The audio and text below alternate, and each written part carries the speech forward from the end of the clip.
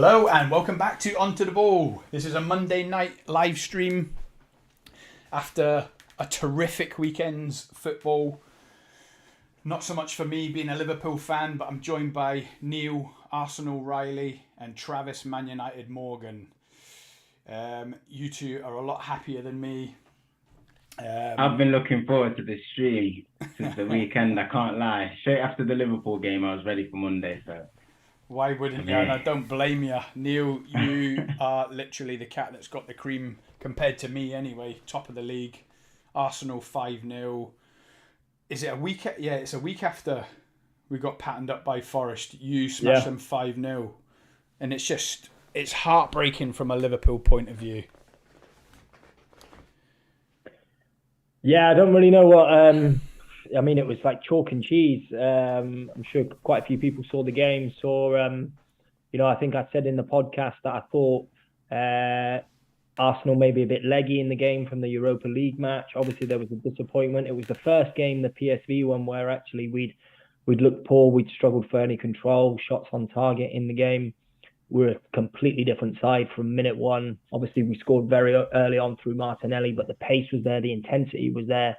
We didn't want to let up. We were rampant. We could have had, it could have been 7, 8, 9, and that's not even exaggeration. I think Jesus had as many shots as Forest had themselves. He could have got himself a hat-trick. It was just exciting stuff to watch. And if, we're comparing it to what Scotty's saying about a different weekend of Liverpool, it was almost... a flip reverse of where Liverpool were 2 years ago. It was like the Red Arrows. It was wave after wave of attack. But the difference from the game, obviously, we did the live. Scotty, Trav came in second half, but we did the live of the Liverpool game. And I know some people there's been a lot on Twitter and Instagram about, Nunes has got, more goals than, Jesus, pulling in all kinds of competitions. That means he's a better player. But if you look at the difference between the two players and the impact they had on the game, the difference between Jesus and Nunes is chalk and cheese. Come on. Honestly, it's chalk and cheese. And that kind of... Don't forget Nunes didn't play against Nottingham Forest. And I did say if he'd have played, not only would we have not got beat, I think we would have won. And it's similar. And then you said you're excited because he started against Leeds, but we'll get on to that. But in all fairness, I did have a bit of worry going into this game because, like I said, there's been a core of 8 players that have played every game for Arsenal this season, Europa League or not. And there has been a dip in form from a couple of those, Odegaard being one. But they were all on it from minute one yesterday. It was almost like the PSV result was a bit of a wake-up call, and hey, actually, we've got a few games into the World Cup, and I think there are a couple of players there that are potentially maybe not going to the World Cup. If you look at our 3 Brazilians, the 3 Gabbies, they're on the fringe of the squad, so really the intensity from them isn't to switch off because they've got a place on the plane, and that kind of gets infectious for the rest of the team. Does Jesus not get into the squad then? Is that what you said on the last stream? Yeah, on the last stream, he didn't get none of the 3 Gabbies got into the last squad. There was a little bit of, I think it was a bit tongue-in-cheek from some Arsenal fans that Edu's had a word and tried to keep them fresh. But before Richarlison got his injury, it looked like he definitely wasn't going to the World Cup. Richarlison was getting the nod ahead of him. But if you look at the front line of Brazil, I mean, as good as that, I rate Jesus highly, but as good as he is, there's a chance that there's going to be someone quality missing out on that Brazil squad. That only bodes well for Arsenal in the respect of you've really got to put a shift in some performance in over the next few games to get in the squad. But he was exceptional yesterday. He was unbelievable, even without scoring. Just the intensity he brought to the game, the pitch. Did he not score? He didn't score, no. I only tuned in for the second half, and obviously that was when all the goals... He got another assist to his name. Do you know what? It looked like yesterday as I was watching the game, when you've got a player who you know is going to score, but they're going through a little dip in form and they're trying a bit too much, and everything just kind of didn't go for him. There was a little attempt at the back post that was like Gaza 96 where he just missed out on it. There was a lot of those moments, trying a little too hard, a little ricochet coming off the defender. That's because Nunes is putting the pressure on him now, isn't it? Well, yeah. Scoring every game. I don't think it's that, Scotty. But But yeah, Arsenal were electric. They surprised me. I thought we'd have a bit of a lull in the game, but it was non-stop wave after wave of attack. It was like watching an old Arsene Wenger team. Did you watch it, Trav? The Arsenal? I didn't watch the game. No, I watched the highlights. But again, what we mentioned was it was a game where Forest had to start well. I think there's two ways of trying to play against Arsenal. You've either got to have a really deep low block and allow no space and no gaps, especially with spacing behind, or you've just got to press like mad and get in the faces and make the game really aggressive. I think when they came to Old Trafford, we sort of didn't let them settle and get into a rhythm, although they did have a period in the game where Arsenal did get on top in terms of possession. We sort of sat really deep and didn't give them any space, and we hit them on the counter-attack. Purposely, we changed the tactics during that game.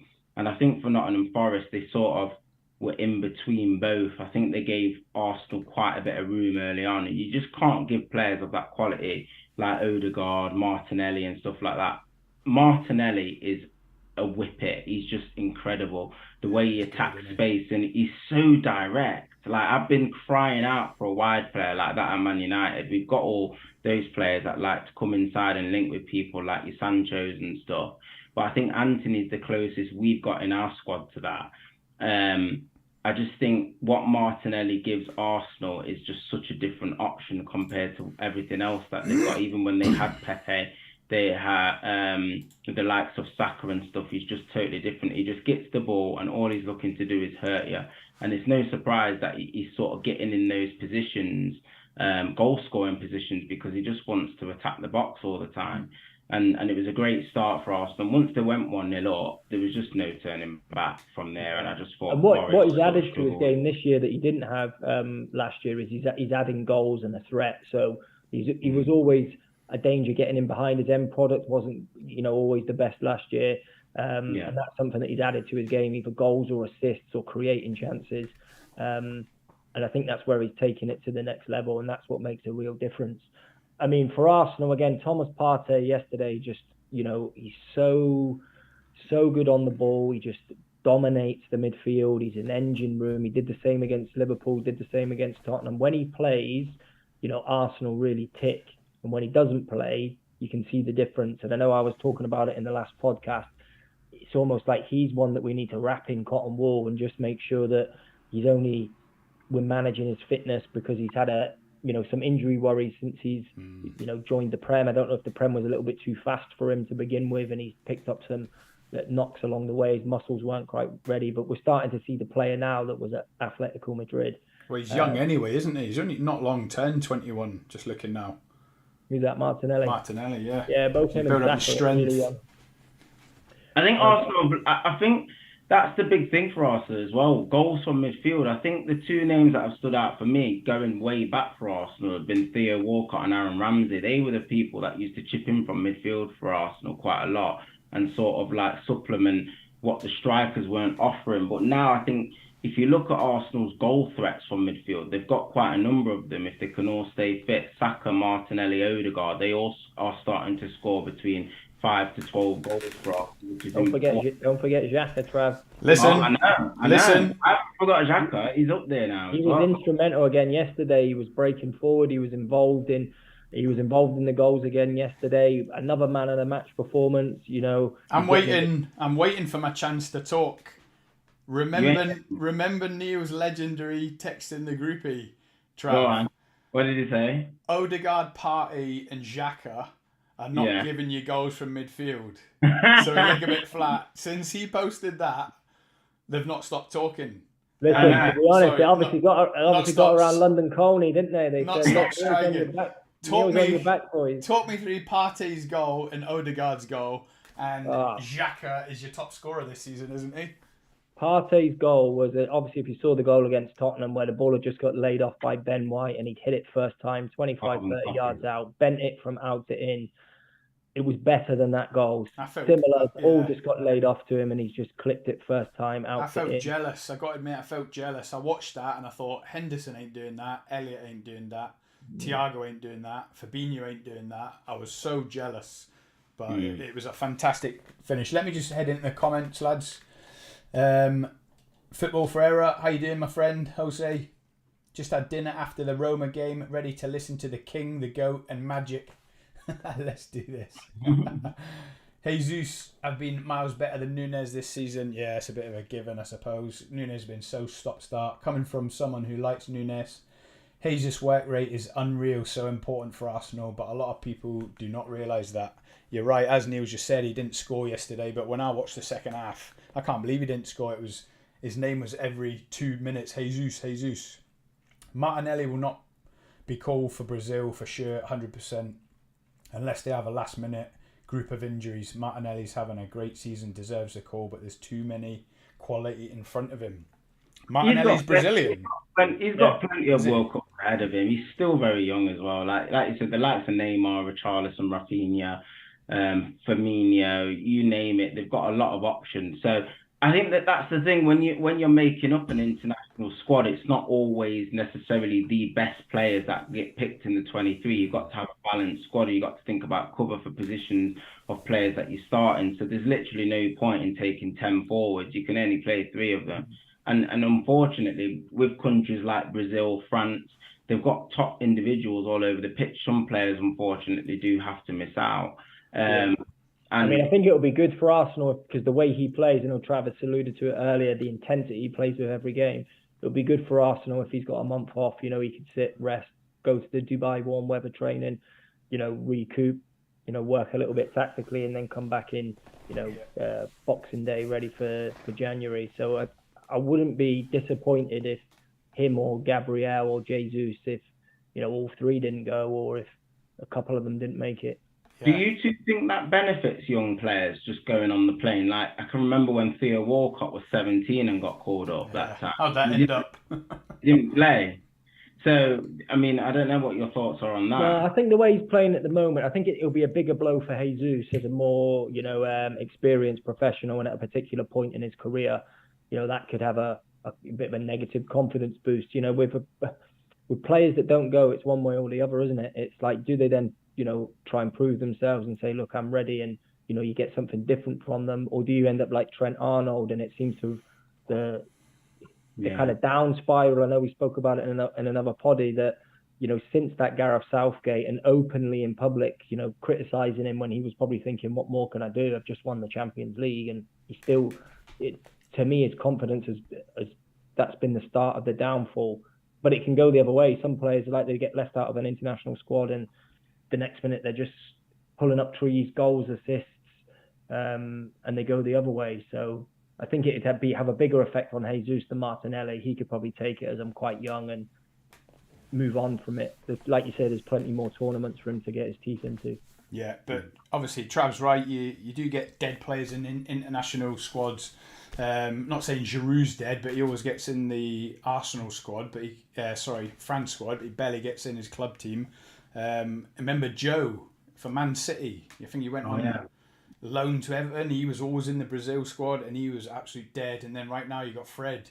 I mean, he's dead, and he gets in the team. Football Ferreira. Here's a big shout, Neil. Thomas Partey is probably the most important player in the Arsenal team. He wasn't great in the first half, as all the team, but that second half, unreal from him and almost everyone. They put the afterburners on, didn't they, after half time? Yeah, at the moment, he's the one where I'm thinking, please don't get injured any game. That I think in other positions we can cope. I know Saka looks like he's got an injury. It doesn't look like it's going to be as bad as feared. We might not have him back before the World Cup, but Reece Nelson stepping in, or Marquinhos stepping in, or Vieira can come in, so you've got cover. I just think if Partey's out, we just don't tick as well with him not there, because he is giving Xhaka a license to get forward, because he just sits a bit deeper and sprays the ball around. So yeah, I agree with that. He is really influential at the moment, and when he plays, we play. There's a real correlation between the two. Somebody we haven't really spoken about is William Saliba. Again, he was outstanding. Another 9 out of 10 performance. He hasn't put a foot wrong since he's come in. He's looking like probably the best centre-half in the league at the moment. Contract negotiations are undergoing with him, so Arsenal will want to pin him down because he's only got a couple of years left, because he's been out on loan for 3. But he's like a Rolls Royce. Strong, composed, powerful, quick over the ground, reads the game well. Passing is unreal. barely puts a foot wrong. What age is he? 21. 21. He's brought a real composure to your back line as well. I think everybody just looks really relaxed around him. And I think, like you said, with Ramsdale's distribution and calmness on the ball, it allows you to play out. Because I think when Arteta first came, he always wanted to play out. Similar to Ten Hag, he wants to play out from the back. And if you haven't got the players to do it, it does really hinder your chances of being able to do that successfully, and you have to play a different way. I think Ten Hag sort of adapted to that very well, but with De Gea's distribution, it's not as good as Ramsdale, so you can see the difference and in terms of the adaptation of how we've had to sort of adjust. We play a lot of longer balls, we don't play at the back as much, but you can see now with Arsenal, 3 years down the line of Arteta's development, you can see everybody's really comfortable. Yeah, and that was a big reason for the Martinez. I know it was, and Scotty was very vocal about that when he went, Emi Martinez, saying that, you know, he had a great start at Villa and he is a great shot stopper, but a big part of that was his distribution wasn't at the level that Arteta wanted it to be in order for the style of play he wanted to play going forward. But yeah, again, though, left back, it'd be nice to see Zinchenko back. We did Tomiyasu there again, which, you know, is okay against certain teams, but really you don't want him playing every game. He doesn't this is what makes me sick. You've got Tomiyasu at left back, you've got a centre back at right back. If that's Liverpool, we're just falling apart, getting pieced. But yeah. What I was going to say about Arsenal, what games you got left before the World Cup now? Is it just 2 like Liverpool? When's that Man City rearranged? Is that before the World Cup? No, that's rearranged until after because the European games had to be played. So we've got Chelsea this weekend. We've got Wolves coming up. We've got Brighton. So you've got 3 to go? We got 3 to go because we missed one because of the Queen's funeral. Can you remember with the police in? They didn't have games in London. Yeah. Obviously FC Zurich in there as well. So yeah, Chelsea away, Brighton at home, Wolves away. We want to be looking to get 7 or more out of that if we can. Yeah. Sunday's going to be huge. We're going to try and do some sort of Watchalong marathon. Do you think we should get sponsor forms out and see if we can get sponsored the longest ever stream? An 8-hour Watchalong stream. You up for it, Trav? I'm on it. Yeah, I'm up for it. So yeah, Arsenal are flying. I'm jealous. I wish we had 300 million to spend in the last 14 months, but we haven't. So fair play, Neil. I hope you're enjoying it because you have had 5 years of in the wilderness. So I'm really happy for you. You mean you couldn't quite say that with a smile on your face?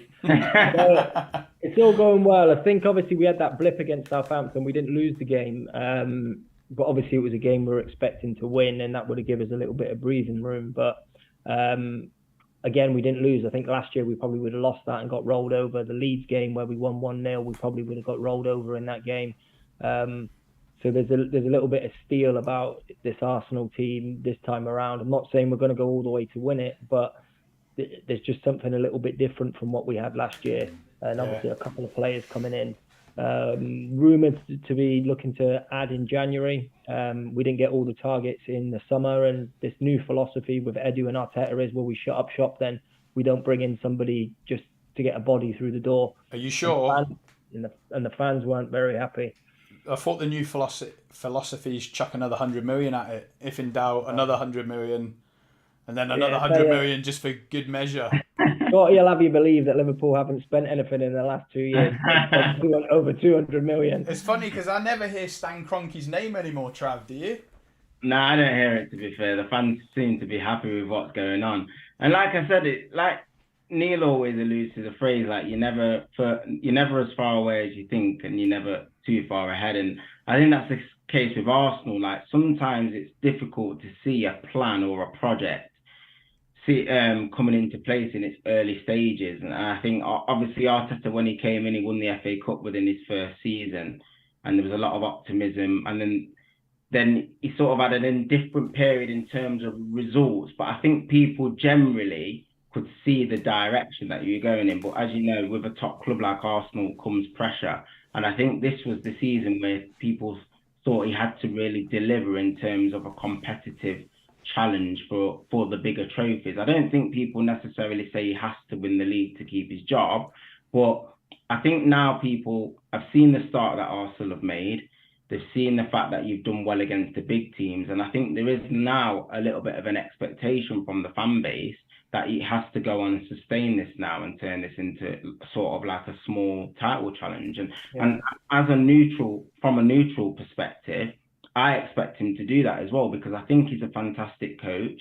It's always been down to whether he can sort of manage the squad, manage the egos within the squad, manage the personalities and all those components of being a top manager, because he's still quite inexperienced in that sense. But I've always believed that he can do that. He's had the best school of education from Pep Guardiola, and you could see when Pep let him go, he was quite reluctant to do that. Do you know what I mean? He didn't really want to do it, but he had to because it was a new challenge for him.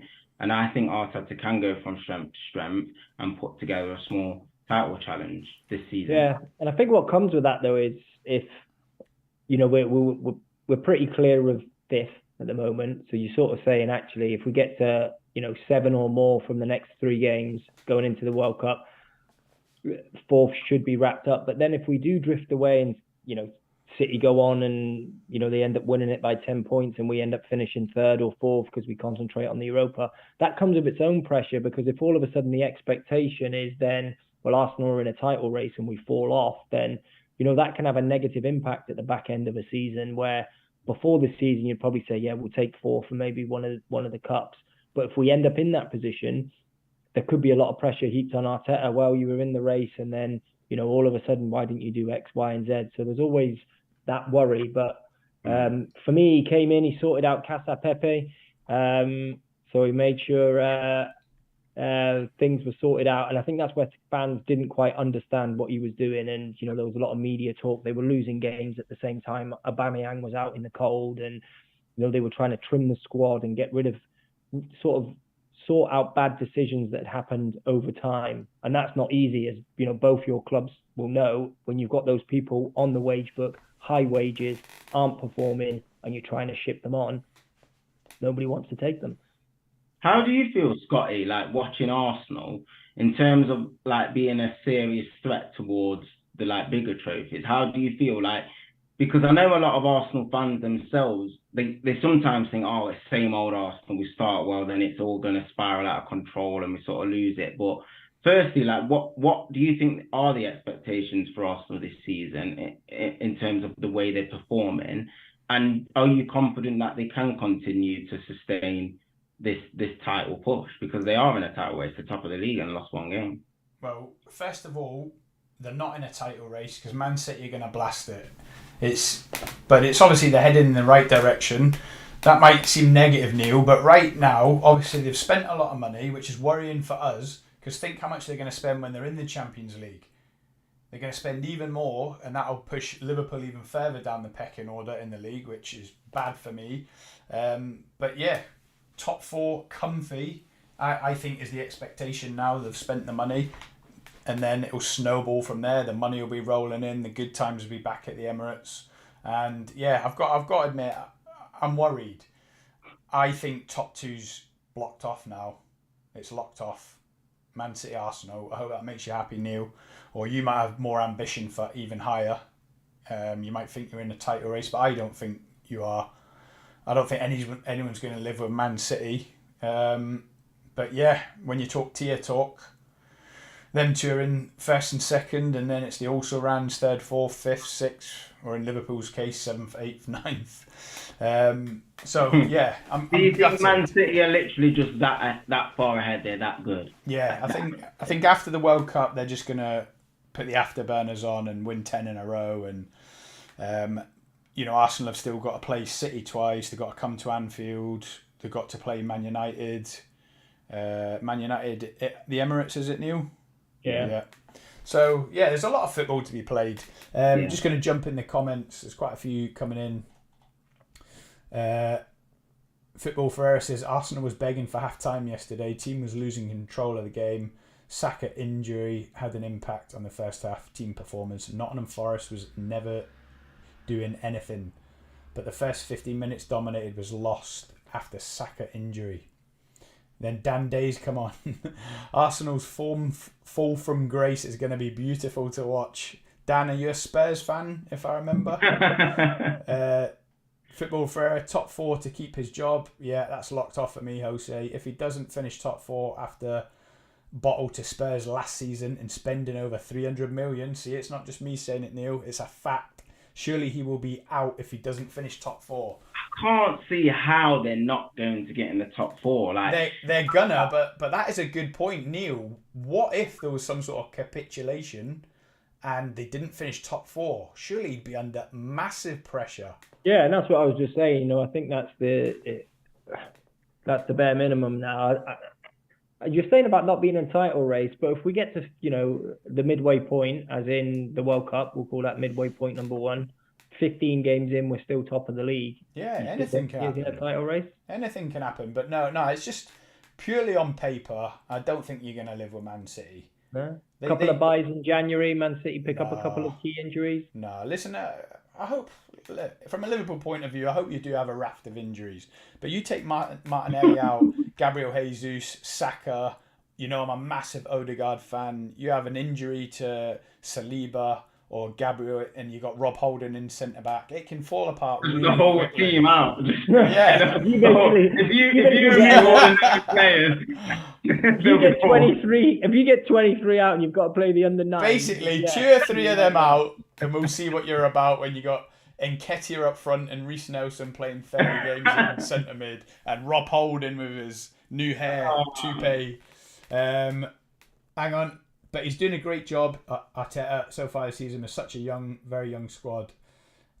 And mentality, he's preparing this kid's like no one else. You can tell at times mentally, Arsenal players is ready to react. Absolutely. And you mentioned that, Neil, like a steely determination. I don't think it's even that. You've got a young team who are hungry. And that was a thing that I watched when you beat Liverpool. I thought, all this young hunger, this pacey, and I'm looking at Harvey Elliott labouring around the pitch, and I'm jealous. Think as well, sometimes you get with those young players, they don't, the history doesn't carry with them. You know how obviously we'd struggled against Liverpool for a while. I can't remember, you know, the last time we'd won against you. You know, we picked up a couple of draws, but they don't come with that baggage, the young players, and that pressure. Like they go out and just play with freedom and see how they get on in the game. Once you start getting a little bit older, that's when it comes. But I think there's a nice blend of, because you've got Xhaka Partey, a little bit older, a little more experienced in the engine room. You've got Jesus, who's been around a bit, dabbled in with that youth. So I think Xhaka's really taken that role on this season because he's become more of a leader of those younger players, and it's kind of tempered his kind of firiness where he just makes rash and silly decisions and gets booked for petulance. You know, that seems to have gone out of his game a bit. So there's a nice blend of experience and youth at the moment. No, it is. It's so, as I keep saying, I hate watching it, but yeah, you're right. Big up to you, Dan. Love, bro, and top stream guys, loving it. Thank you, Dan. If anyone else is watching it, don't forget to like and subscribe, guys. Really helps us out a lot. Really appreciate it. And don't forget to subscribe to Football Ferreira, Dan Day. These are top guys. I watch their streams all the time. Especially yours today, Football Ferreira, Jose. It was a great stream. I watched it for about an hour at work, getting paid for it. So what's life all about? I love it. Arsenal will finish top 4. Said this before the season starts. So Arteta will keep his project longer. Yeah, I agree. Dan Day, they have a good team right now, and a set first 11, which a lot of teams don't know still. Yeah, that's true. Like we just said, opposition fans are hoping a few of them get injured to really test the squad. Very true. But then if Thomas gets injured, yeah, Neil, you just mentioned that he's a key player. Jesus injured, Saliba injured. I mean, the depth in the squad is not strong. Is it strong, Neil? Have you got... I mean, I agree in some respects, but I think I heard somebody on TalkSport talk about United will finish second because, you know, when their players are fit, they got more to come off the bench than Arsenal. And he just named all the players that were already fit and playing. And it was like, if you actually look at the Arsenal team and the squad, there is strength in depth there if players are out for a little bit of time. I do think we need to add in a couple of areas to go to the next level. But I don't think it's as bad as what people are saying. I mean, if you're saying Saliba gets injured, Ben White will just slot in at centre half, who did great there and is doing great at right back. Tomiyasu goes in at right back. You know, we've got Tierney, Zinchenko at left back. Two Tomiyasu left or Ben backs. White can play left back. You know, we've got Rob Holding that can come in and do a job for a short period of time. You know, Matt Turner's come in, reserve goalkeeper in the Europa League games and looked great. You've got Partey, Xhaka in midfield. You've got, you know, in that number 10 position, you've got Erdegaard. You've got Emil Smith-Rowe to come back. So there is strength and depth there. Yeah, Smith-Rowe. Where's Smith-Rowe? Is he injured? He had a little groin injury. He had an operation, so he should be back after the World Cup. And then he's back in training today. He's done well when he's come in to cover. What about Nketiah? Has he been playing Europa League? He's been playing Europa League, yeah, and coming off the bench. Is he regretting signing his new contract? Because he was getting loads of games at the end of the season. Yeah, I think he knew when Jesus came in that was probably going to be the case, but you know, he hasn't he's done. Still young as well. He's still got time. Yeah, he's still young. He's still developing. I think the main thing as well is that this is probably the first time in a while where you think Arsenal's strength in depth is actually got quality, because Man United have shown you can have a lot of squad players, and if they're not good players, it doesn't matter. Like, I think Liverpool as well, if we talk about the injuries that Liverpool have had, Liverpool have got 4 centre-backs, but the difference is that none of them are really playing well. Same with the midfielders. How many midfielders have you actually got when you think about Curtis Jones, Kaiser Oxlade, Chamberlain, Fabinho, Henderson, Thiago? I could reel all these names off. But if they're not on good form and not playing well, then it's irrelevant, isn't it? And I think the difference is with Arsenal, the chemistry there, the spirit and the togetherness is similar, like in terms of how United are going at the start of their journey now. Arsenal have had 3 years of sort of building this philosophy and building this strength and this togetherness. That is what you're seeing in the main. Like, obviously they've got good players, but you're now seeing them keep clean sheets away from home like they weren't doing before. You're seeing them grinding out results when they're not playing well. You're seeing them fighting for every ball. And the fans are seeing the passion and what it sort of means now to pick up these results. And that's why they're sort of riding this crest of a wave. And why I think personally that I don't think you're going to see a capitulation. You might see a little bit of a drop-off, or they might have a chunk of results where they play a couple of tough away games against teams in the top 6 and they might lose and draw a game. But I think a capitulation, I don't think the other sides around the top 6 will allow a capitulation, because I don't, like you said, I think the top 2 set in stone. I don't think there's enough quality underneath that to really sort of deter the top 2 at the moment. Yeah, I agree. But you talk about strength and depth. They've just spent 300 million. I like to think they would have strength and depth. And that is the last time I'm going to say it this stream, all right? I promise. I sound like a broken record and jealous. Ferreira has added a comment. The Magic Hat Man. That must be you, Trav. I've just worked it out. The Magic Hat guy saying all those players, but are they good enough? Is like you saying Tottenham have. For Arsenal or Liverpool? What's that? Does he mean for Arsenal or Liverpool? Arsenal. It's like saying Tottenham have 2. You got a good 11, but some of the players you said wouldn't fit in Pub Sunday team. Ooh, feel the burn. That's my point from Ferreira. But Reece Nelson come off the bench and got 2 goals and an assist yesterday. Yeah, where's he been? I ain't heard his name for about 2 years. Where's he been? He was on loan at Feyenoord in the Dutch league. He did really well last season. So again, he's another one, like Trav's saying. I think there's, all the players coming in are buying into the philosophy, and if you're not good enough, you don't play. Yes, they're not maybe at the same level, but you could even go through the Man City squad, and if they pick up a couple of injuries, not all the players coming in are at the same level as the players going out. If KDB gets injured or Haaland, who's coming in for Man City to play up top? Yeah, that's true. Who's coming in the number 10 role to play? That's what I've all said. I mean, Foden would drop in there because he's just amazing. Sorry, guys. Back to the comments. I keep cutting off. The Magic Hat Man is not the hat guy. Sorry, Jose. The king spot on. Right, so Trav must be the king. Spot on about Arsenal. The Magic is not the hat guy. If Gabriel Jesus gets injured, Man City have too many quality. Yeah, they have. Look, Man City have got options, haven't they? I mean, who's that guy? Alvarez, is it? Yeah, Alvarez. Yeah. Came from Independiente. He's replacing Haaland. Right.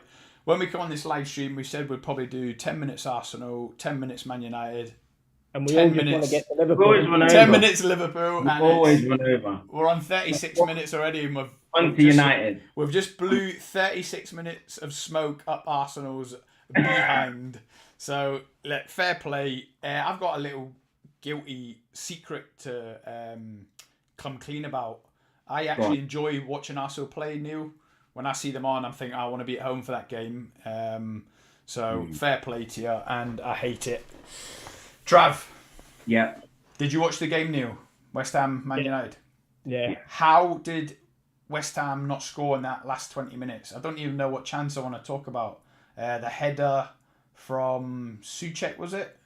No, Kurt Zuma at the near post. Kurt Zuma, the long-range effort from The Bowen my chance. man, That's Declan when Rice. my heart was in my mouth, the Bowen chance. The Jared Bowen chance. I can't believe it. He scuffed it on his weaker right foot. And that was it hit Maguire's heel. Is that right? Yeah, great block. Oh, Jesus, man. Probably hit his head at the same time and he didn't even realise it. But I don't know. The game panned out exactly how I thought it was going to go. Again, we started the game well.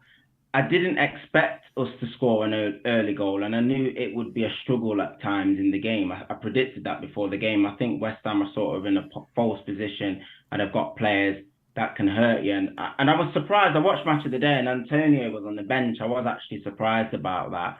I thought he would play because of his physicality and his pace, and especially with Maguire playing, because I'm sure teams, when they come up against United, they probably target Maguire in that right-hand or left-hand channel, depending on which side centre-half he's playing. But we did start the game well. We had some chances in the game.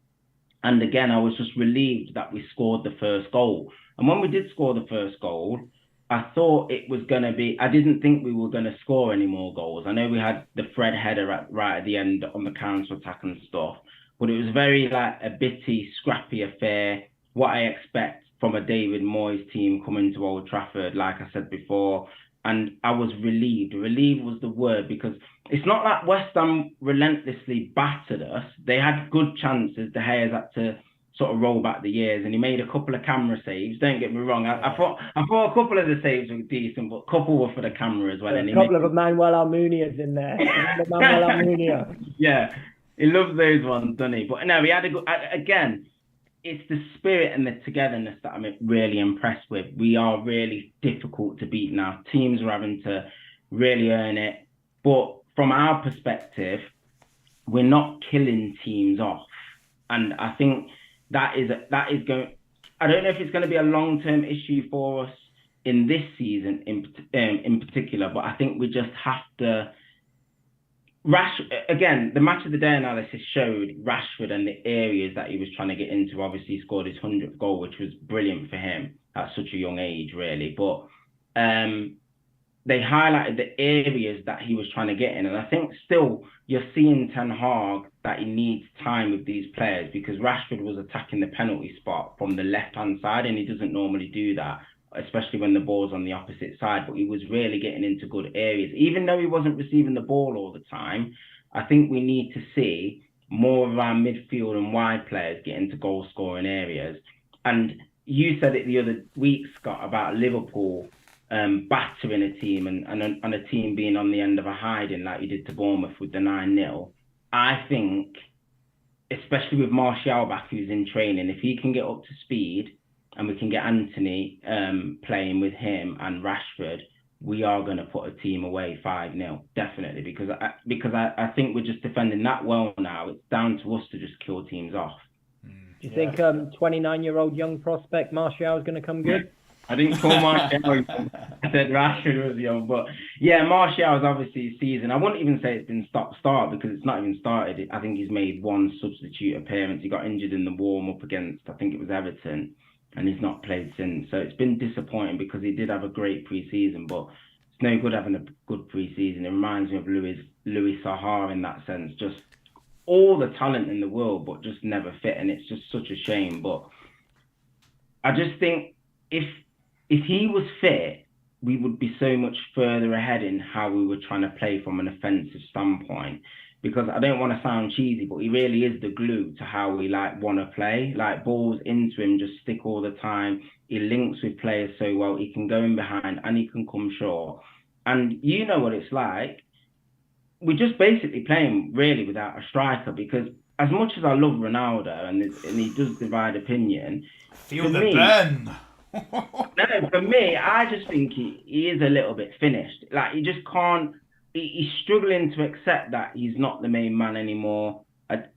Obviously, his mentality and his temperament and his dedication to the game has got him where he is now. But from a Manchester United fan perspective, and I'm as loyal fan as they are, but in terms of his loyalty, in his first stint at United, unbelievable. But don't forget, the season before he left, he tried to engineer a move. Fergie said, give me one more year, you'll get you moved to Real Madrid. Then he made his name, all his Ballon d'Ors and everything. That came at Real Madrid and stuff. And then his sort of career's been made up of floating around, still going to big clubs and scoring goals, but like causing disruption. He is a little bit of a wrecking ball if you look at where he's been at after United, Juventus and things like that. He's caused issues. And then he's come back to United, more issues. So for me, I think we've got to cut our losses, whether it's in January or in the summer, and get a proper top-class centre-forward in. And I think that will take us to the next level. I don't want it to... Sorry, Neil, I don't want it to turn into the Ronaldo podcast, which it pretty much, it always, as soon as we start talking about him, we go... I shouldn't have mentioned it. And it's hard, isn't it? Because we could talk half an hour about it, but what is his new celebration about? Like, is this part of... Yeah, what's he trying to say? It was described on the website when he travels to away games and he sits on the team bus and he goes to sleep. He sleeps in that position. A load of people banter him about it. So it's just, I think people took photos of him. I think it's a little thing of he's trying to say people are trying to sleep on him. That kind of. Yeah. I want to go to work and I'm laid to rest. No one's using me, sort of thing. I might as well go sleep. I don't know. I've never known another 37-year-old footballer who still thinks they should be the main man to that degree at such a big club. I've just never seen it. To be fair, he's looking at the dog food around him and he's probably thinking, I should be number one. No, but you've got to base it not on what he's done. You've got to base it on how he's playing. Like, when I'm watching him play, like, normally, do you know, if a pass is meant to go into your feet and it doesn't go into your feet, and you're sort of disappointed it doesn't go into you, you still will chase it down. He doesn't do that. Like, and I'm not saying it's all about pressing. It's not, because a lot of people just say, well, he can't press, and I think that's quite lazy assessment of that. But if you look at even the chance in the second half where it's cleaning through on his left foot, normally he bags that. Even though it's from quite a tight angle, he hits the target normally. He's not even doing that anymore, and it's like simple finishes he's not even scoring anymore. Like his output of goals isn't great. Last season it was, obviously, and you could say it's because he's not playing football, but there's always that nostalgia attached to somebody like Ronaldo, and it makes those decisions difficult. I don't think Ten Hag fancies him deep down. Also, he would be playing. Let's be honest, he would be playing. He's playing Rashford through the middle. At the season, he was playing Elanga on wide and Rashford through the middle. He was doing everything but to play Ronaldo, really. So just for me, I think we've just got to move on. Well, it doesn't help that he bent his bridges when Ten Hag come in either, does it? A new gaffer comes in and he's angling for a move away, so you reap what you sow. But that's enough about Ronaldo. Talk to me about Eriksen's cross and Rashford's header. It was incredible. It was, yeah. I mean, Eriksen, he just allows you to control a football match with the range of passing that he delivers. Like I said, I mean, with him and Casemiro, there's not lots and lots of legs in there. But in terms of experience, positioning, intelligence, that's what's revolutionised our midfield. We had the opposite with Fred and McTominay before, but we didn't have the technical ability, the know-how, the intelligence, the game management. I think the balance of Casemiro and Eriksen together, Casemiro allows Eriksen to basically free roam and do what he wants. And you can see opposition find picking up Eriksen so difficult because you just don't know where he's going to appear. And in terms of weak foot, left foot, right foot, any sort of pass, he can do it. Do you know what I mean? Technically, he's unbelievable. And the cross was just a peach because he he makes it so difficult for the defender because he crosses it so early when it bounces as well. So the defender can't get set. The defender's square for a start. He can't open his body up. He can't see where Rashford is. And what's clever about Rashford's movement is his distance away from the defender allows him to attack it and allows the defender no time to sort of adjust. So because he must have looked at Rashford if he had the opportunity and thought, well, he's not really involved in the play. He's got nothing to do with the play here.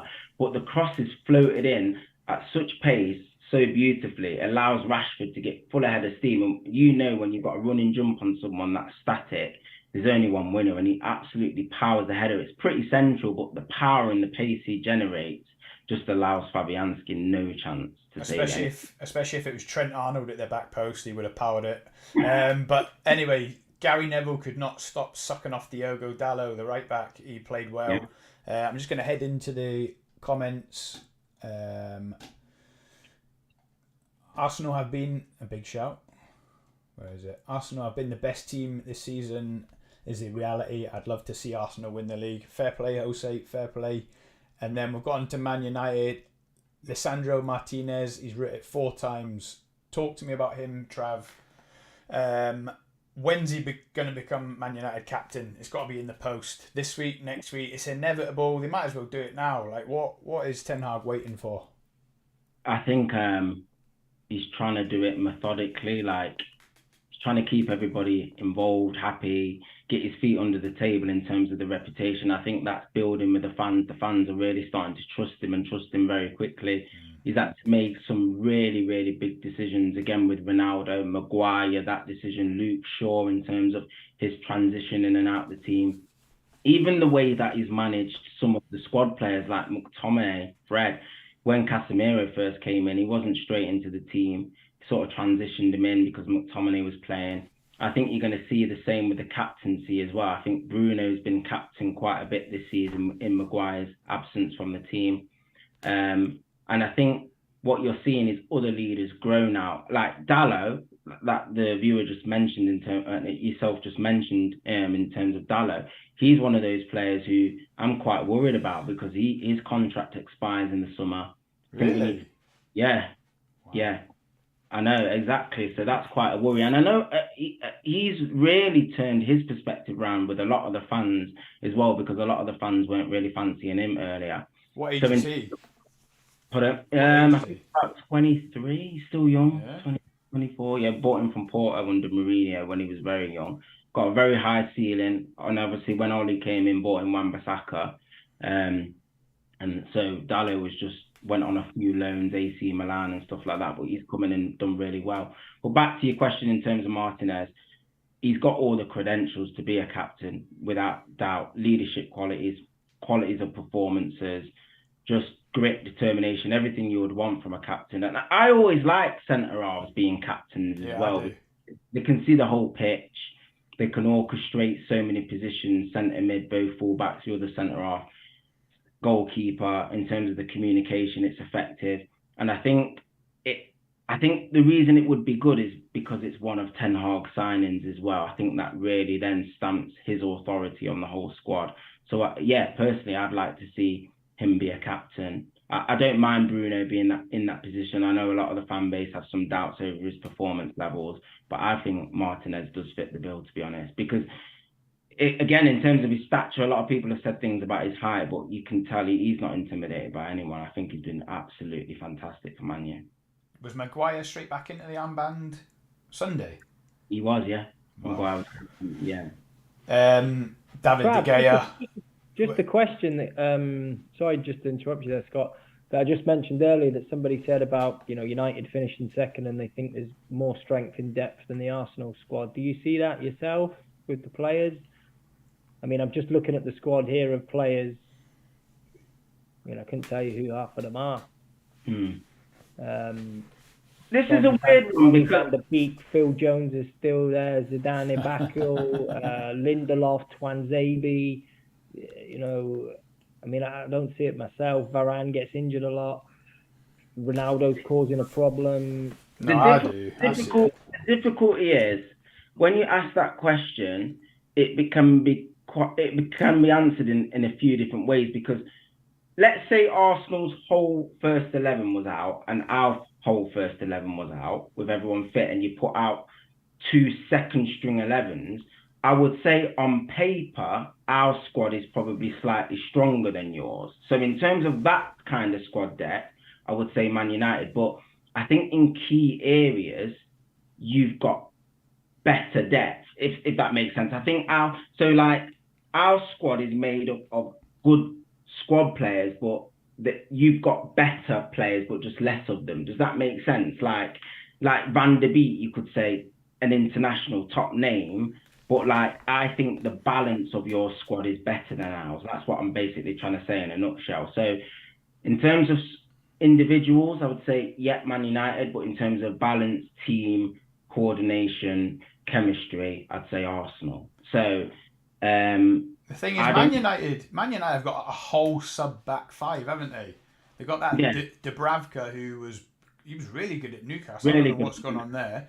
And then you got Wan-Bissaka, Lindelof, Maguire, Shaw or Malacia, depending on whoever's got it. You got McTominay and Fred, who were deputised for Casemiro and Eriksen. You got Van der Beek, Ronaldo up front, Sancho.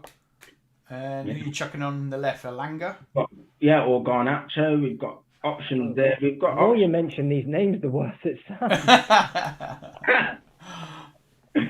I know, but like I said, I think he's still got more weeding out to do in the squad. There's still going to be more names that will go out of those players. I mean, like you said, one from Van der Beek, Fred, McTominay, I probably don't expect to be there next season. I don't expect Lindelof or Maguire to be there at Man United next season.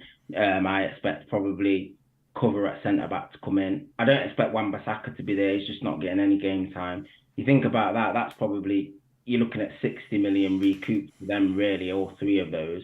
And then in the striker's position as well, you're going to have Ronaldo off the wage bill. There's still, the jury's out on Martial and whether he can stay fit. I think Sancho, Anthony, Rashford stay, but then apart from that, we're going to need a top striker. So you're looking at the positions that we need to fill. Striker's number one priority. I would say a second midfielder, although Eriksen's been unbelievable at the age of 30, and obviously with his medical history, you would probably think he needs somebody that's going to compete with him long term if Fred or McTominay or Van der Beek departs.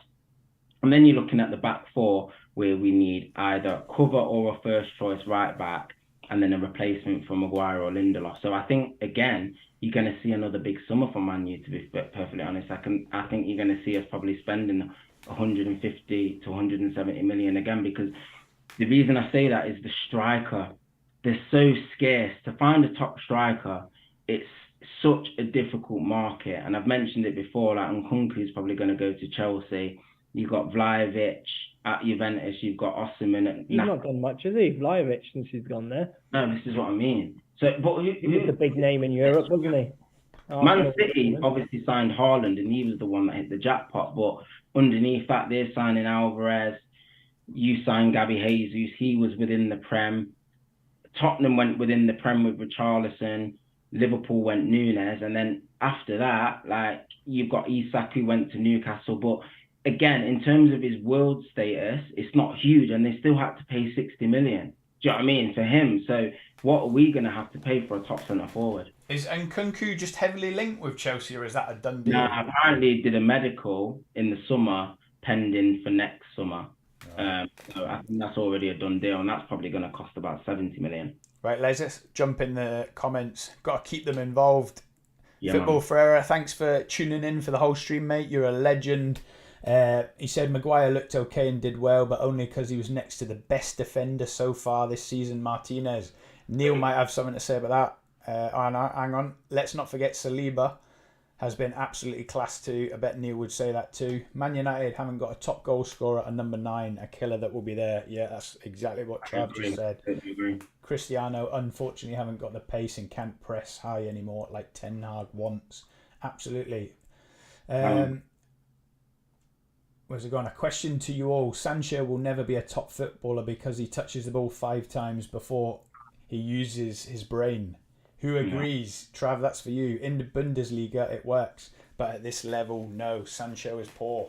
I've seen something on TalkSport today. I can't remember who it was. Might have been Jamie O'Hara. just saying that, no, it was an ex-Man United, basically saying, yeah, Sancho has lost all his confidence. Like, what is going on with him? I was going to say, if it was Jamie O'Hara, did you just switch off? Yeah. The Sancho one absolutely kills me because my cousin, we're really close, and he's a huge Arsenal fan, and he batters me about the Bundesliga, and he just calls it Bundesliga tax. I think the only player who actually had faith coming to this country from the Bundesliga was Haaland. I think he was sort of a guarantee. But anybody that comes from that league, he always has huge doubts over as to whether they can cut it in the Premier League. Kai Havertz. Yeah, Kai Havertz. But there's been Naby Keita, Timo Werner. There's been a carousel of players who've come and not really done it. And I'm one of those people, I don't really want to say it, and I don't want to stoop to that level where I'm just like, Sancho's just not going to make it. But I'm starting to have small doubts myself. Like, again, he's just so talented. And he's not, again, I think when Martial plays, players like that help him because he's one of those link kind of wingers, likes to play little 1-2s, ones around the corner, give and goes and getting it back and stuff. So he's not one of those wingers that's just going to rip you apart down the line with pace and get crosses in and stuff like that. So I think the makeup of our team does contribute to that. But from an £80 million player, I'll have to be honest, I do expect more from an £80 million player as an individual in terms of his output. Goals and assists have been quite low in the last 18 months. So it's going to be difficult for him to really, really start to exert himself on the starting lineup, especially with the form of Rashford and Antony. I certainly wouldn't put him ahead of those two. And with the England thing as well, and him not being involved in the setup, you'd probably think if he doesn't start booking up his ideas within the next year or so, he probably will be out the door, I have to say. I mean, he's not that young, really. I mean, he's 22 and he's played nearly 200 games. Yeah. It's not like he's, just been around for a little bit of, he's 18, 19. Played in the Champions League as well. He's got bags of experience at the highest level, so he's got to be impacting games more as an individual. Sometimes you can blame the system, but there becomes a point where you've just got to take matters into your own hands and say, if I want to play at this club, I've got to make sure I fit into the system by hook or by crook. I think he's just got to have a long, hard talk with himself and start fixing up in terms of how he's got, 5 goals and a handful of assists in 40, 50 games for United. Do you remember when we done a combined 11 and you two both put Sancho in over Sadio Mane? Was that like a low point for both your punditry careers, or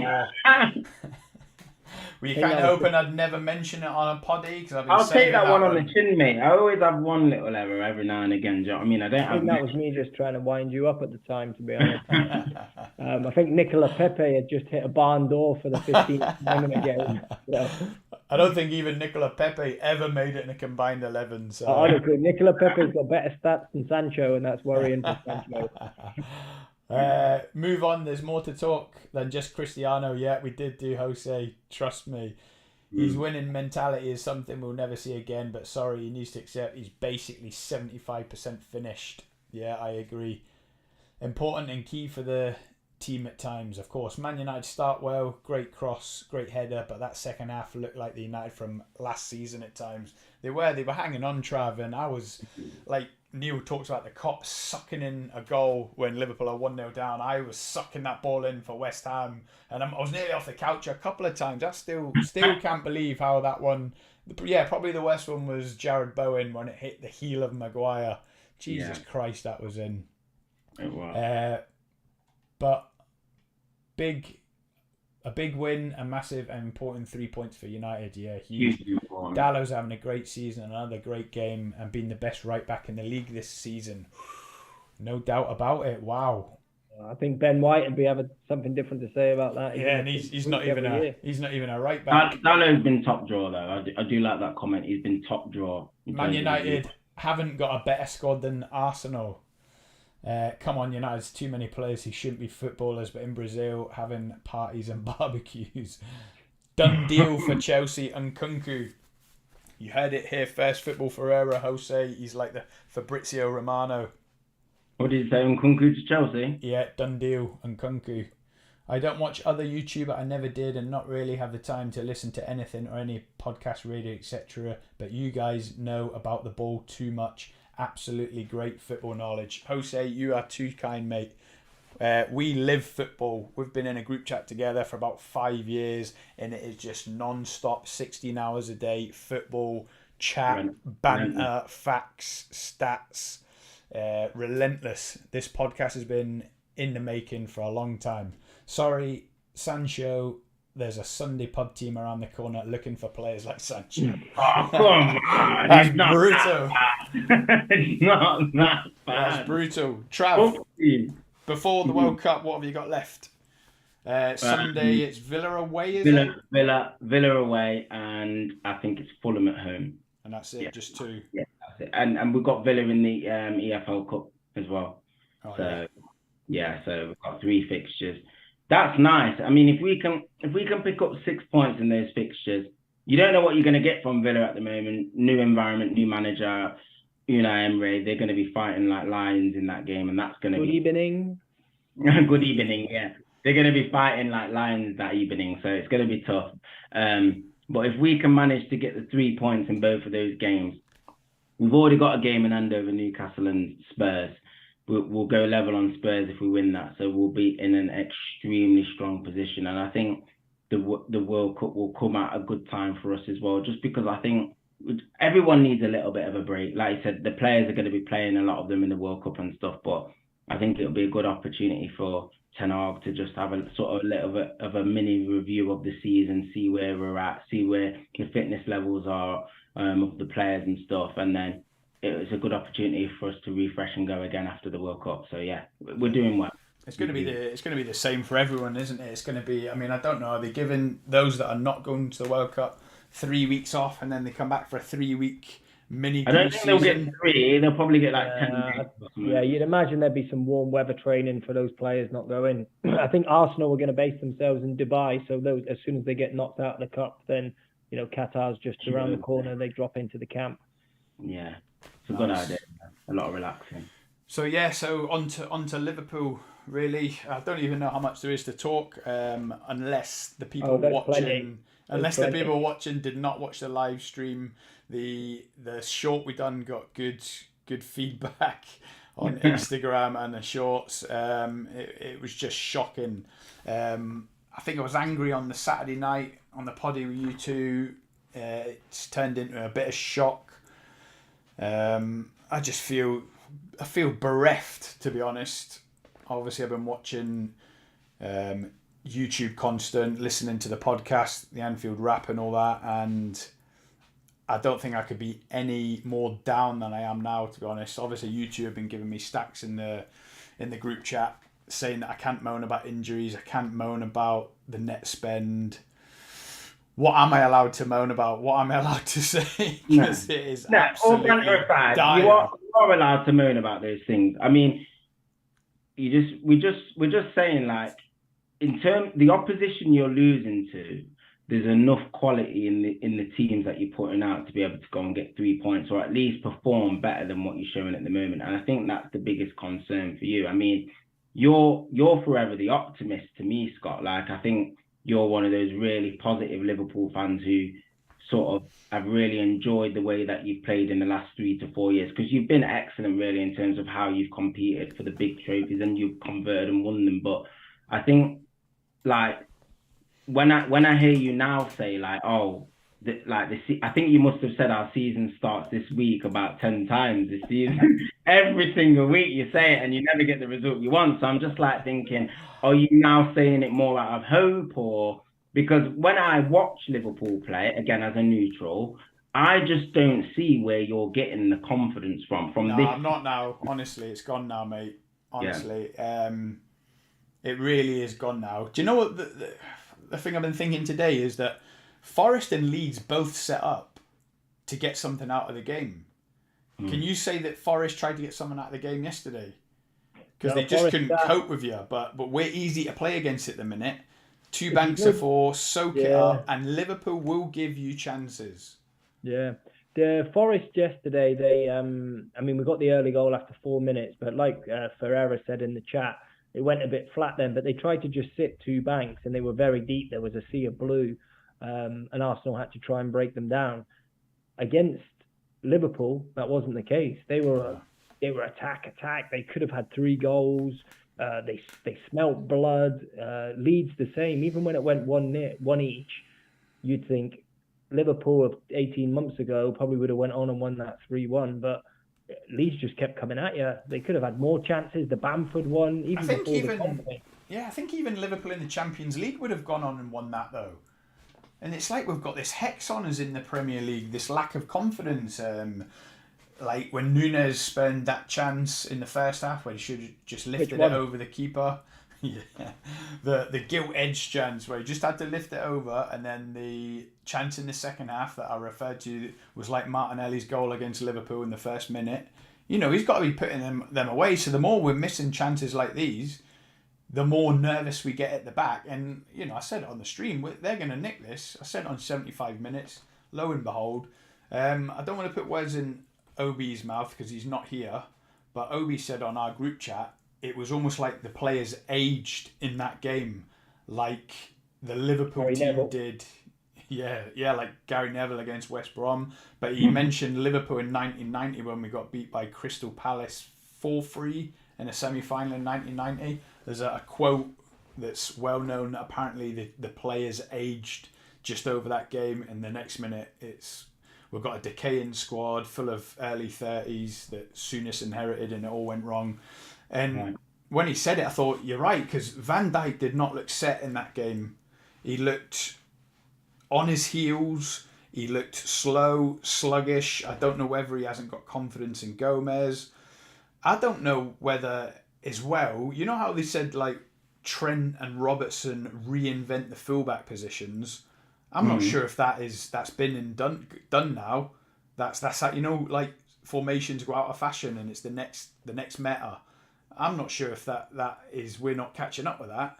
Because if you see one of the chances we missed, I think it was Núñez with that Martinelli, like the furthest player forward next to him was Trent Arnold. Does Ben White get in them positions? Does Tomiyasu get in them positions? Does Dalot get in them positions? It's almost like, you know... You think that sort of the way you're playing sort of gone out of fashion quite quickly? We're not good enough to play like that with that confidence, arrogance now. So I've said it on 2 or 3 streams ago, give me 2 banks of 4 at the minute, keep it tight at the back. We've got enough firepower up front, Salah, Núñez, Firmino, Jota, Diaz, to nick a one or 2 goal and just get back to basics. Yeah, and that's what we could have done with doing on Saturday. As well, because this fluid front three's kind of gone out of fashion a little bit as well, and we've gone back to the old number 9. You know, Trav was talking about it with United earlier. They need that number 9 up top.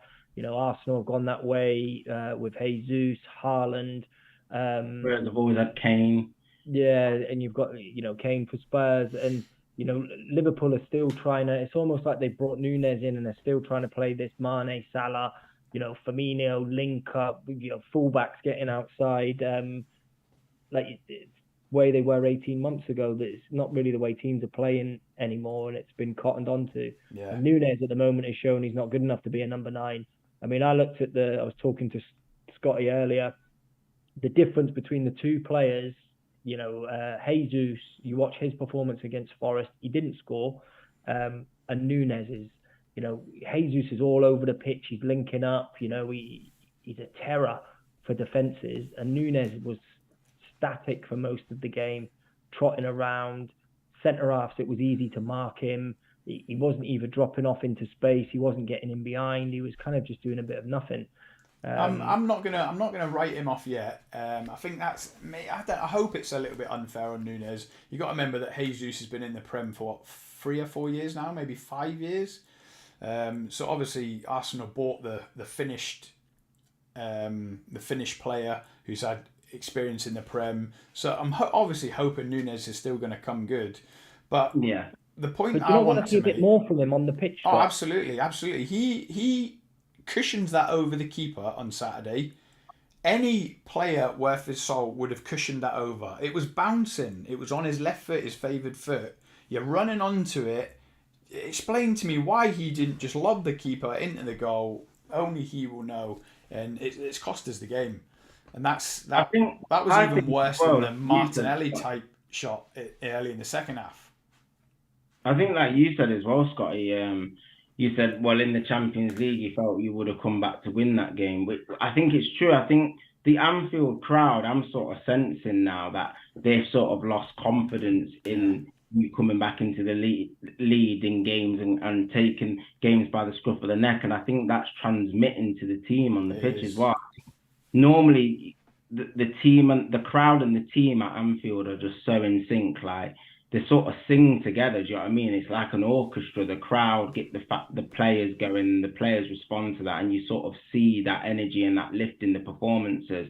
But to me, when I looked at the Liverpool game at the weekend and Salah equalised in that game, and I didn't watch the first half, but from when I've watched it again afterwards, he didn't. It was like Salah scored, and there was like a relief from the crowd, and it wasn't like go and get the second, go and get the third, go and hurt and go for the jugular. It was like, no, it was like a relief that you'd equalised, but it was like, I don't think Leeds felt intimidated by that, because normally you think, oh no, here comes the onslaught, Liverpool are just going to go and batter us, but Leeds just felt confident in the game still, like, right, okay, we reset and we go again. And not at any point did I think Liverpool were going to go on and kick on and go and batter Leeds. It was an open game all the way through. And that's what it is. You just lack so much control in the games now. And I think the crowd, I'm not saying the crowd are doing a bad thing. The anxiety is normal. Do you know what I mean? From the way that the players are performing, and it takes two to tango. So I think there's got to be a big push from the crowd and a big push from the players to get it going again. I don't know how Klopp's going to turn this round, to be honest. I'm intrigued to hear what you think he's going to do going forward. Well, look, the Anfield crowd are well known for being very knowledgeable of football. They're not fools, okay? They'll back every player to the hilt. But I said on we keep saying that, a couple of streams ago, every time Trent Arnold misplaces a pass now, there's like moans and groans from the crowd. And that's not on. They should be backing every player, but that's because they've lost their confidence. We haven't got that belief that we're going to pattern teams up, win convincingly, score 3 or 4 like we have done in the last 5 years. So, yeah, it emanates down to the pitch for sure that, we're in trouble. Like you say, at no point did it feel like we were going to blast these. But the point I want to make is, right, I'm going to read out to yous. This is a bit of a Rafa rant, okay? Oh, here we go. You got facts. A little bit of paper and pen. You got the facts out. Come on. Okay, right. Get your headset on. I'll get all these Peppa Pig ones on, yeah? And I'll do the Kevin Keegan. I would love it. This is the reason. This is the reason why I've wore this 07-08 top, okay? I was going to say, didn't Vladimir Schmitzer wear that? Yeah, I noticed that. The Champions League final 2018. So this is the season 17-18, yeah. So that's was this the Karius one? Yeah, 5 years ago. Okay. Is this where you got beat by Real Madrid? Yeah. Is that one of the 5 finals that Klopp lost in a row? Yeah. I'm just trying to get context. I'm losing my train of thought now. Right, forget Karius. He wasn't the proper, but in that 2018 we bought Alisson, yeah.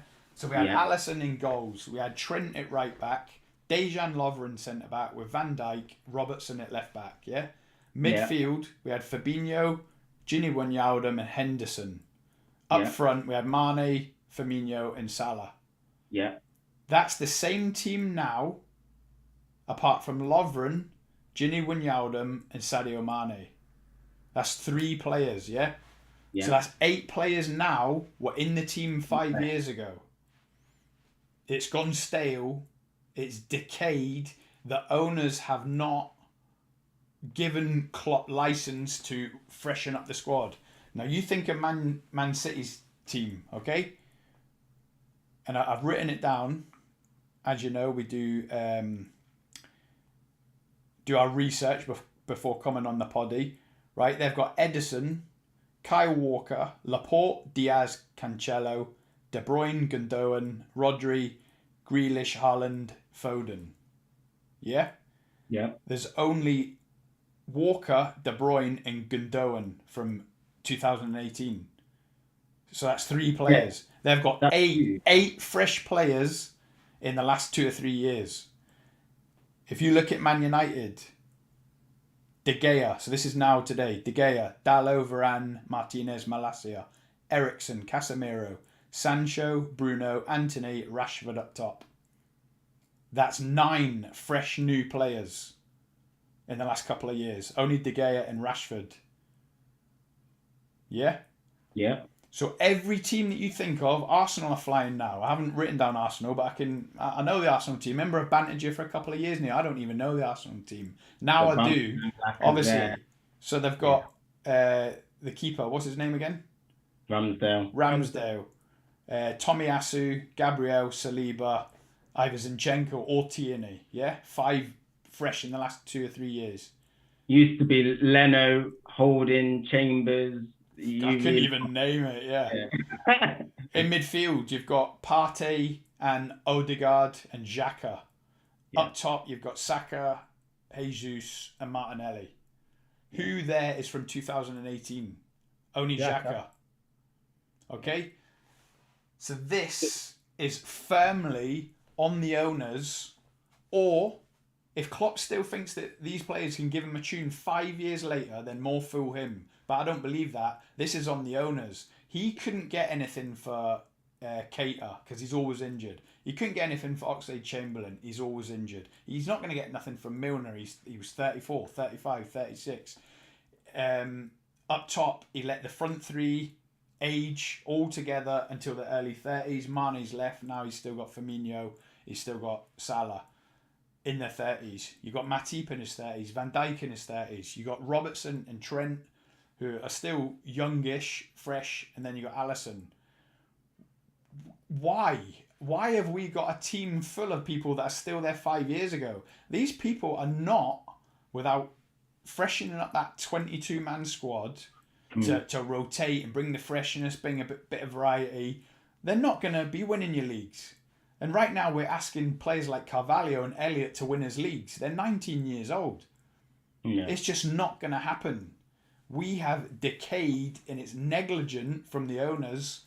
We've decayed and let it happen now for over 5 years. I totally agree, actually. Do you think, Scott, the £700 million that the owners have given Klopp has made it negligent? Do you think that money then from Klopp has not been spent correctly? Because in a lot of that, you've spoken about Klopp at the same time, saying he has let... He hasn't spent 700 million. He spent 700 million. He hasn't. Yeah, but he's brought in 600 million. Do you know but that doesn't matter. We're not talking about the net spend cup that you try and win every year. We're talking about players that he's brought into the club. He's spent 700 million on players. Give me Raheem Sterling on the left wing. Give me Coutinho in the middle. But then you're talking about the manager. So you've named some players there that the manager brought in. The manager spent 40 million on Oxlade-Chamberlain of the owner's money. No. He spent 40 million of the owner's money on Keita.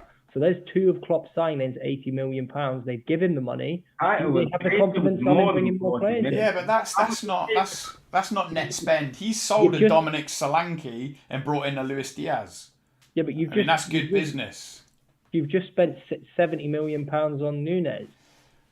Look at the last 4 signings, right? We mentioned in a stream there. Luis Diaz, injured. Jota, injured. Núñez, he's been injured. Konate, injured. Thiago, always injured. All these players, the freshness that we've tried to bring in just hasn't worked. So therefore, they're always injured. Does that fall on the manager? Well, I don't know. That's what I mean. I mean. I think as fans we'll never know. United have had similar debates in terms of the owners and the recruitment strategy, and it's a difficult one from a fan's perspective because you never know the actual truth. I think, Scott, a lot of what you're saying is right in terms of freshening up the squad and things like that. You could say there is a counter argument that you've actually bought players, and like you said, a lot of them either have been injured or not come in. Like, for example, Konate, I think is actually a good player, probably just hasn't been fit for long enough. But I think the reason it's difficult is because those players that you mentioned, that from the 2017 team and stuff, they've been so good for such a long time. I think there was a debate as to whether you needed to add as many players as you probably think you need to add now. And also, if you look at the ages of those players and how they've all got to a similar age all at once, I don't think you can necessarily blame the ownership for that, but it might also not be Klopp's fault as well. So it's like having a director of football or a technical director, or just somebody who looks at the management of the squad, the ages, the balance, somebody who's running how the academy works. Because, for example, Curtis Jones, he was getting called Curtis Iniesta a couple of years ago. He might have been that midfielder that the club envisaged being that top man in a couple of years, who was going to replace like a Milner or a Gini Wijnaldum. That hasn't worked out for some reason or another. We don't know these facts. But again, like I said, I think from a general overview, I think Liverpool probably do need to start spending a little bit more money than what they're doing to compete. But that's not to say, like, in the counter argument, oh, look at Arsenal, they're spending 150 million. Arsenal have been not spending money for a good 10 years in a row. You know what I mean? Not competing, not being anywhere near the big trophies.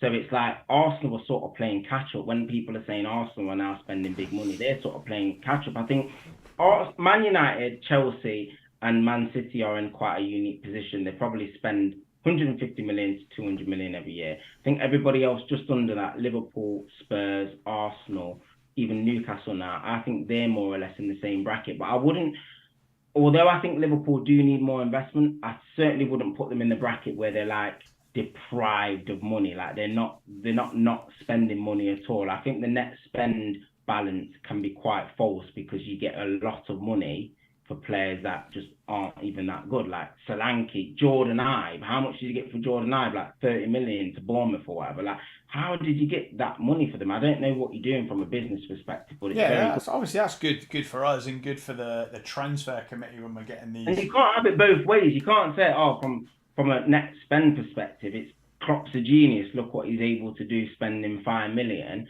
and then when it goes tits up, it's like we've only spent 5 million. Do you know what I mean? Which one is it? Yeah, of course. Look, no fan was happy when we only signed Konate last year. No fan. Net spend again of, I don't think we were even in credit because we sold Ryan Brewster. But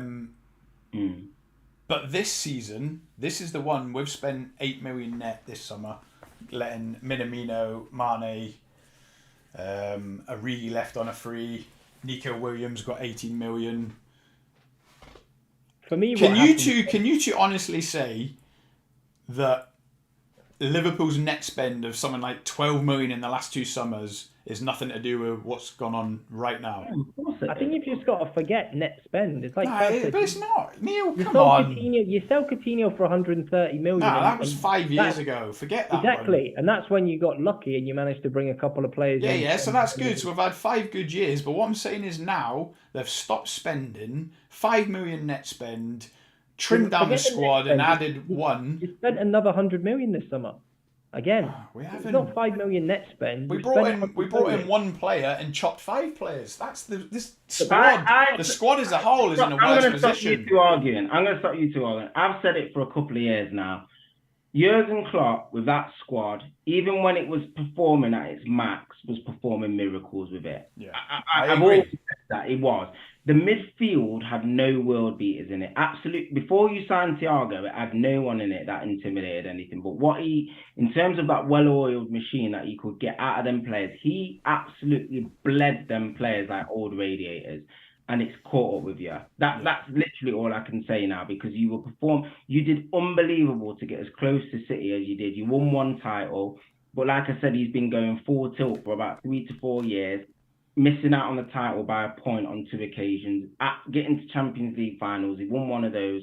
He's absolutely bled this squad like an old radiator, and now it's all just gone crash, bang, wallop, all in one go. And I think there is a mixture of things that have contributed to that. Like you said, a bit with the net spend being so low, a bit with Klopp, sort of the decisions he's made, the players being out of form. It just all seems to be going wrong all at one time. I think there was a little bit of arrogance from Liverpool, if I'm being honest with you. They looked at their team, they'd done that well. And it's like Travis said earlier, I always say you're not as far ahead as you think you are, and you're not as far behind as you are. And I think Liverpool thought they were further ahead than they were. Because if you think in the summer... Yeah, I agree. Well, when Klopp was in the media... The owners thought we were further ahead than we are. But I think Klopp as well, some of the stuff that he was coming out with in the media, that he didn't need to add too much. And I think you've got... I think most fans, I believe, could see it coming. I certainly could. I know I said it last year, and Scott thought I was a bit tongue in cheek, but so many players at the same time were coming to a certain level, and then you probably lost. Mane's had a massive impact at the same time, and I just think the great managers, Wenger when he was, in his prime, Alex Ferguson, got rid of players when they were at that peak still, but nearly going over the hill, like Vieira when we got rid of him. And you almost need to be in a position of fans are questioning a signing, leaving David Beckham when he went, that I can't believe they've let him go, but you're just getting that value for money for them, but also moving them on from the club just at the right time. Yes, you might get another year out of them, but actually it's a real art for the top managers to let people go just at the right time and bring somebody in just at the right time in order to develop. And then maybe your Harvey Elliott's and your Curtis Iniestas can come in amongst that. But because you've just waited too long, it's all come at once. And that's the problem. No, I do. I agree. I agree in part with what you're saying. Like I say, and we're only going to know when we're doing another poddy in 3.5 years if Klopp leaves at the end of his contract and publishes an autobiography or comes clean about what really went on, his memoirs. But like I posted in the group this morning, okay, is it really a surprise that the centre of the pitch is such a problem when Thiago is the only senior midfielder Liverpool have signed since they bought Naby Keita in 2018? That is ridiculous. It's stupid. But we could go on. We could go on for a long time. Klopp cracks me. And my feelings for Klopp. I'd gladly put all them players in the bin and let Jurgen Klopp start again. It's not an easy fix. It's not an easy fix is for a couple of reasons. Because you're sort of caught between a rock and a hard place, because you're not sort of spending the money that you probably think is required to get you back on track. Not even back on track to maintain that position at the top, Trav. And that's what we haven't done. Spending lots of money doesn't guarantee success. Oh yeah, of course not. Of course not. I'm a United fan. We've spent so much money in the last 10 years and we've got nowhere near a big trophy. Of course. But like you say, if we had spent the money, Klopp's head would probably be on the line right now, wouldn't it? But it's not, because we haven't. Well, you think it's not. I actually think it might be. I think it's not. He'd walk. That's the only danger here, is that he walks. That's what I mean. I don't think he'll get sacked. Oh, no, that's what I mean. Yeah, his head is not on the block in terms of getting sacked. Never. No, not in terms of being sacked, but I just think, I don't know. We'll have to see, but I think he might just, at the end of the season or season afterwards, I think he might just, like you said, has he taken this particular project as far as he can go? Yeah, and he's not a manager that's going to be short of offers as well, especially being German as well with the national side. And you don't know what his ambitions are. He's been at Liverpool a long time. Do you know what I mean? In the context of modern management, I think now, like you said, it will be his 10th season next season. You can feel the pressure on him. We were having a conversation, the laughing and the joking and the tongue in cheek in the press conferences. Yeah, it's all gone, isn't it? All easy breezy. And a little bit of banter, but reminds me of Kevin Keegan in that one season where that's what he was like and I remember watching an interview where they said that's all we wanted from him after that Christmas, where it was just come in, rip up the team sheet, throw it away, have a laugh and a joke, go out and play. But he became under pressure. He had the famous rant, and that's almost, obviously not to that level, but what you're getting from Klopp, he's losing his head in press conferences. People just ask him a general question. Do you feel the intensity is not there? It's just a straight up question, and he'll lose his mind. He's tearing out old pros, Didi Hamann, and that can't be a good influence on the players when they're under pressure. Yeah, absolutely. I definitely agree with that. And I said again in a couple of streams ago, this isn't the Jurgen Klopp that joined the club. So where do we go from here, Scotty? So Trav started the Liverpool segment on saying what's Klopp going to do to fix this. I put in my Liverpool group chat today. Not that we were in for him, Jude Bellingham, because we weren't. We're not. Listen, he's not getting to a stage of his career where he's the hottest property on the planet and every team is courting him. He's not coming to Liverpool for 120 grand a week. He's just not. He's already at that level of going to Real Madrid, 400 grand a week. So, but even if we were in for him, it makes no sense to go for him now. We need 200 million, and that's 450 million centre mids now. I'm talking like Casado from Brighton, that kind of baller, 22, 23. The next player that's looking to go from 40 grand a week to 120 grand a week. The next, like you say, unearth the next diamond, polish him like he did with Salah and Robertson and all these type of things. We need numbers now, because Keita is in the last year of his deal. He's leaving for free. Oxlade-Chamberlain, we won't give him a new deal. Firmino might leave. It'd be madness if Milner didn't leave. So that's 4 high salaries. Nah, Fabinho, he's just turned 29. He's still got about 3 years left on his deal. He just needs to come back into form if he can. But yeah, that, rule us out of players like Bellingham and Declan Rice. We just are not in a position to go for 120 million pound player that would come in and complement an already successful squad. We need major surgery in that centre mid now, and that is where Jurgen Klopp has got to be focusing and earning his crust. And it won't happen in January. I'd be flabbergasted if we spend money in January. Right, lads, I've got to get into the comments. There's loads. Football Ferreira, Scott, you the GOAT. Cheers, mate. I'm not sure Trav and Neil will agree with that after my Rafa rant facts. Forest and Leeds been so poor this season, and both got and beat Liverpool. Surely this is the season everyone is happy to play Liverpool. Absolutely, they're queuing up to players at the minute, and it's painful for us. One chance in a lifetime to beat Liverpool at Anfield. Absolutely. Mane Gap is getting Anfield a nice place to go and have a nice breakfast. Van Dijk, 5 years. First defender Anfield in the league. Every record will be broken this season. Yeah, I think you're right.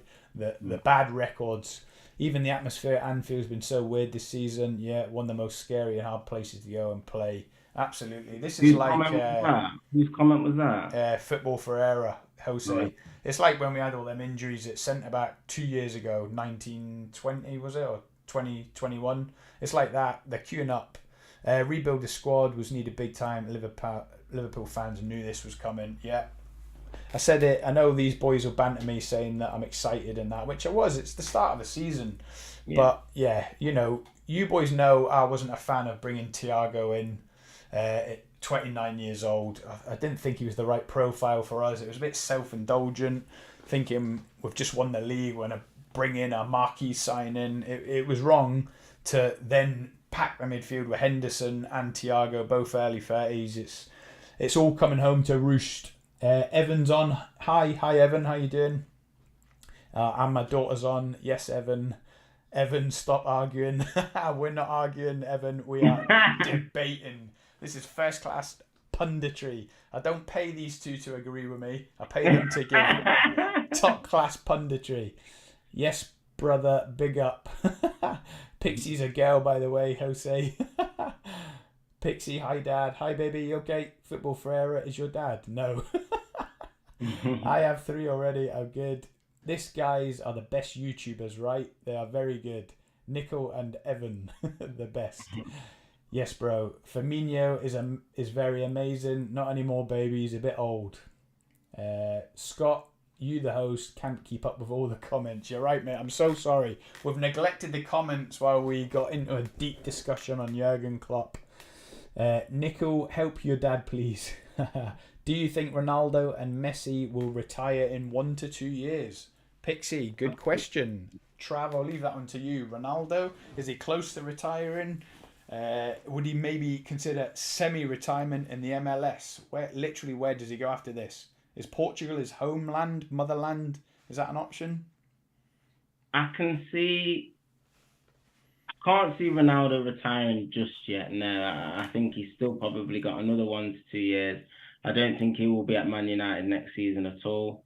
I know his wife wanted to move away from Manchester. She wanted to move away last year.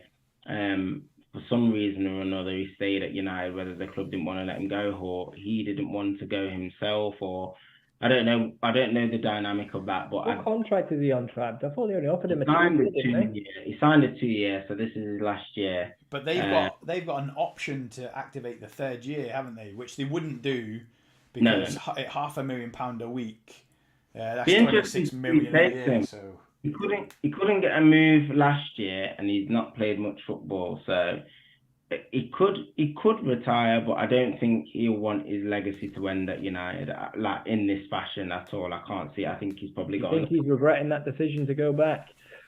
Yeah, I think so. do you think he's thinking what could have been at Man City? I think he wanted to go to Manchester City, and I think Manchester City wanted him, but I think there just would have been so much fan backlash, and I don't Same as he's getting now anyway. Yeah, but I don't think the club. I don't think United would have allowed it. They would. That's why they chucked $500,000 at him and said, "You can't go City, mate." Do you know what I mean? You literally can't go. Well, it's City. Sir Alex Ferguson that swung it, really, isn't it? Yeah. So it was never going to happen. But like you said, I think if you asked him deep down, I think he does regret it. So the answer to the question is, I don't think he will retire. I think he'll end up somewhere. I don't know where. Maybe Portugal. I can't see him in the US, to be honest. I don't think it exercises his ego enough. Yeah. I think he wants to be a little bit of a higher profile than that. I think he wants to be scoring Champions League goals when he's 40, like Ibrahimovic. Do you? Yeah, something along those lines. I don't know where. Bayern, if they're looking for a striker and they can muster up the funds and he takes a wage cut, I could see that for a year, to be honest. I do think he'd score a truckload of goals in the German league still, and I still think he would score Champions League goals for Bayern Munich. I think that move would work. It's whether they want to upset the dynamic of what they're doing. But I could see that for a year. Messi, I think Messi could actually retire. I think it all hinges on the World Cup. I think if he goes to the World Cup and wins it, I think he'd end on that. I don't think he needs more. Well, what else is he's ripping it up now in France this year? He had a bit of an indifferent first year at Paris Saint-Germain, but he's really come to the fore now. He's really starting to tick there along with Neymar and Mbappe together. I just don't see. If he wins the World Cup, he's literally achieved everything that he could possibly do in world football. I think it would be the perfect way for him to end in terms of the romance. I think that's the story everybody in world football would want to see. I think it would be a beautiful way to end. So, yeah, I think he'd finish his career at Liverpool and try and win the Netspend Cup. I think he'll leave that one out. You had to get one last one in there, didn't you? Right, let's quickly jump in the comments and then we're going to end it there. I think, lads, it's been a real good...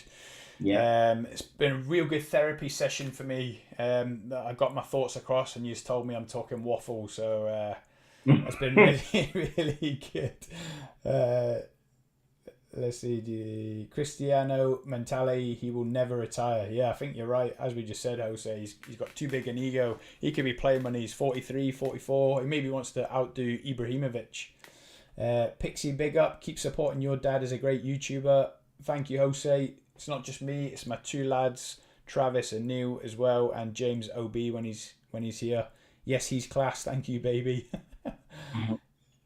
He is a great YouTuber. One day, meeting your dad and the other king and magic, we will become the biggest on YouTube. You're right there, mate. You're right there. We're going to set up a stream soon, Jose. Maybe a World Cup one would be good, Jose.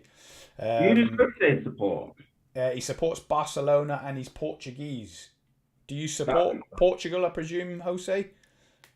Obviously, Portugal and not Spain. What team do you support? Football Ferreira, Barcelona. When do you reckon when Man United will next win the league, Scott? I'll leave that one to Travis while I'm reading these. Trav, when are you next planning on winning the league, realistically?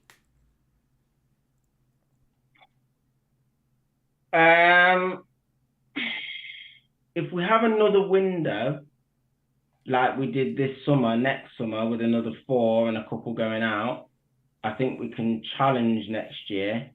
But the season after, I think the Ten Hag's third year, similar to Arteta, is when I think we can do a very realistic, strong title challenge. So I think 2 years from now, you're looking at that's the start of 24, 25 season, I think.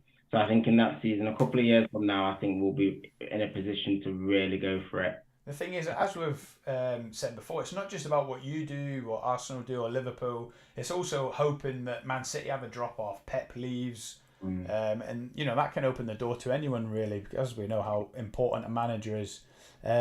Pixie said 4-0, corner taken quickly, Origi. Football Ferreira said, don't remind me, what a nightmare. Pixie, you are my little star, my football star. I prefer not to speak if I am in big trouble. Jose, right, listen, Jose, thanks for watching the whole near 2 hours. You are my campaign manager and my mentor on YouTube. Really appreciate it, brother. Neil, Travis, happy Halloween, and thanks for joining us on this Monday night. We'll try to get together. Neil, you like a Thursday night? Is that a particularly good night for you? Should we do a weekend preview on Thursday? Yeah, but you got to remember Arsenal got FC Zurich on Thursday, and United have got Real Sociedad in the big European games. Maybe I'll change my BT password so you have to come on here, yeah?